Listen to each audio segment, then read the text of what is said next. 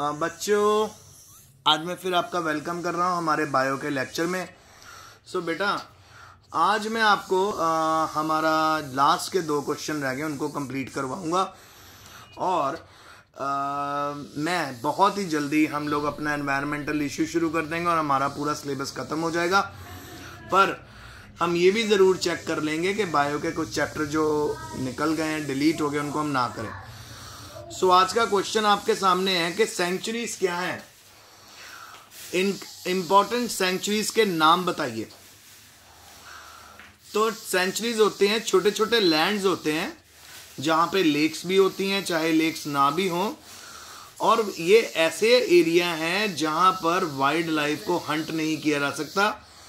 यहाँ पे हम किसी भी तरह की हंटिंग नहीं कर सकते, एनिमल्स को मार नहीं सकते, बट ऑल बाकी एक्टिविटीज़ को हम यहाँ पे कैरी आउट कर सकते हैं। जैसे ओनरशिप हो सकती है, यहाँ पे फॉरेस्ट के प्रोडक्ट्स को बेचा जा सकता है, ख़रीदा जा सकता है, टिम्बर की हार्वेस्टिंग होती है। जैसे बेटा फसलें लगती हैं ना खेतों में, वैसे ही पेड़ों की हार्वेस्टिंग होती है, पेड़ों की फसल लगाई जाती है। बस ये बात और है कि हम हर कुछ महीनों में ही फसल काट लेते हैं और जो ट्रीज़ होती हैं उनको कई साल लगते हैं। ठीक है, वो हार्वेस्टिंग ऑफ टिम्बर भी यहाँ कैरी आउट की जा सकती हैं। इंडिया में 429 सेंचुरीज हैं जो 3.6 ज्योग्राफिकल एरिया कवर करती हैं। ठीक है, और जो सेंचुरी है वो स्पीशीज ओरिएंटेड है। तो यहाँ पे बेटा तकरीबन 10 मेजर सेंचुरीज आपको दिखाई गई हैं, और ये जो 10 मेजर सेंचुरीज हैं, ये सेंचुरीज बहुत इंपॉर्टेंट हैं, इसीलिए इनका नाम यहाँ पे दिया हुआ है। तो सबसे पहले दोबारा रिपीट करना चाहूँगा, सेंचुरी मैंने आपको बता दिया। सेंचुरी क्या होता है?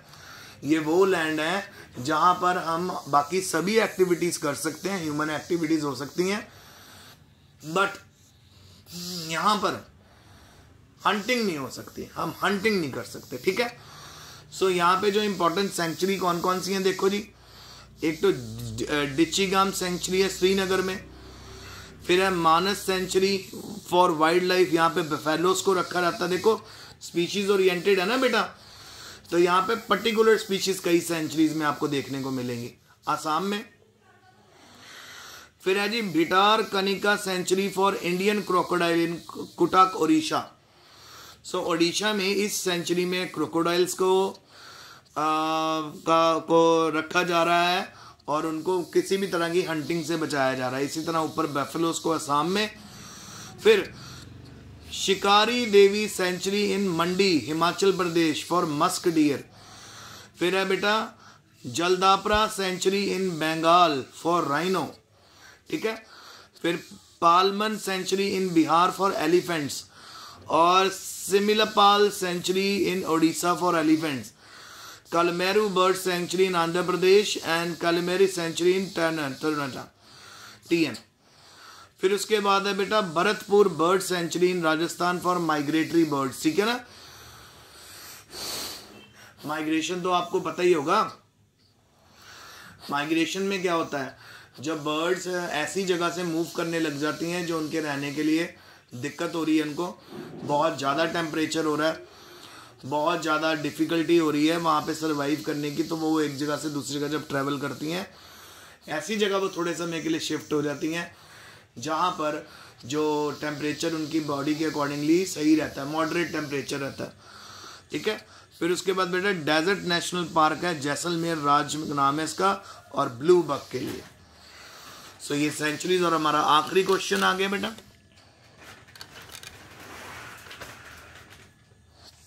How is biodiversity important for ecosystem functioning. Ecosystem की फंक्शनिंग के लिए बायोडाइवर्सिटी इंपॉर्टेंट क्यों है?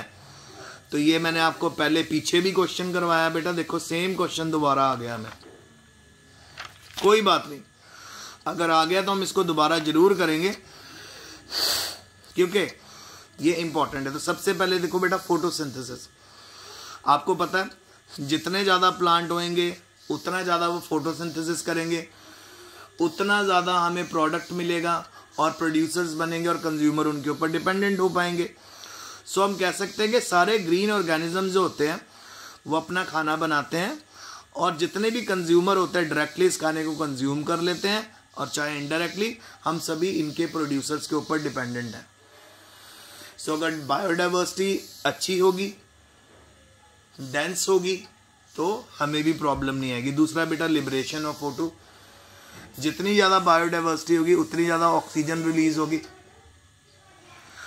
और जो ऑक्सीजन प्रोड्यूस होगी वो हम लोग भी उसको अच्छे से यूटिलाइज कर सकते हैं। सो एरिज़ोना फॉरेस्ट जो है तकरीबन 20% ऑक्सीजन प्रोड्यूस करता है हमारे अर्थ के एटमॉस्फेयर के लिए।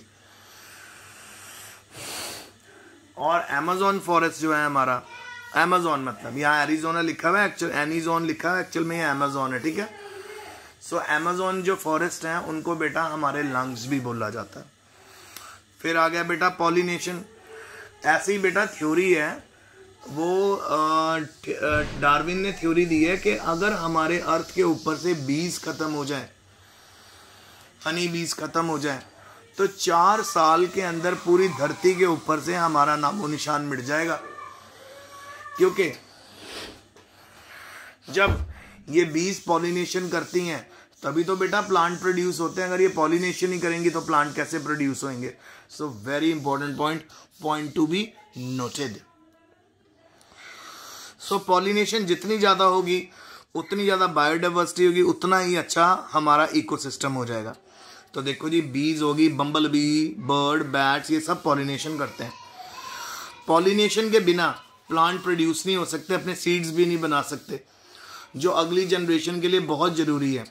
मोर ओवर और भी स्पीशीज़ हैं जो इस फूड को इस्तेमाल करती हैं, सीड को फूड की तरह लेती हैं। सो जितनी बायोडाइवर्सिटी उतनी पॉलिनेशन, उतनी ज़्यादा अच्छी हमारा इकोसिस्टम। फिर प्रीडेटर और प्रे रिलेशनशिप भी इसके ऊपर डिपेंडेंट है। तो प्रीडेटर और प्रे का जो नंबर है ना बेटा, वो कांस्टेंट रहता है। जब प्रे का नंबर कम होता है, प्रीडेटर का नंबर भी कम हो जाता है, होने लग जाता है। और अगर प्रे का नंबर बढ़ता है तो प्रीडेटर का नंबर भी बढ़ने, तो बैलेंस रहता है। फिर एपिफाइट्स, ठीक है। सो और they take shelter from other plant. कुछ ऐसे प्लांट्स हैं जो दूसरे प्लांट से शेल्टर लेते हैं। तो अगर हमारी बायोडाइवर्सिटी घनी होगी, डेंस होगी, तो इसको भी फायदा होगा। फिर अभी जी कंट्रोल ऑफ क्लाइमेट। फॉरेस्ट हो गए, ओशियनिक इकोसिस्टम हो गए, ये भी हमारे क्लाइमेट को कंट्रोल करते हैं। तो इस तरह से गैसेस की कंपोजिशन भी मेंटेन रहती है एटमॉस्फेयर में। फिर है जी मेंटेनेंस ऑफ पॉपुलेशन। अलग अलग स्पीशीज में पॉपुलेशन को मेंटेन करने के लिए भी बायोडाइवर्सिटी इंपॉर्टेंट है, जो फर्दर इकोसिस्टम को मेंटेन करती है। तो ये बेटा लेक्चर आज का ख़त्म हो गया।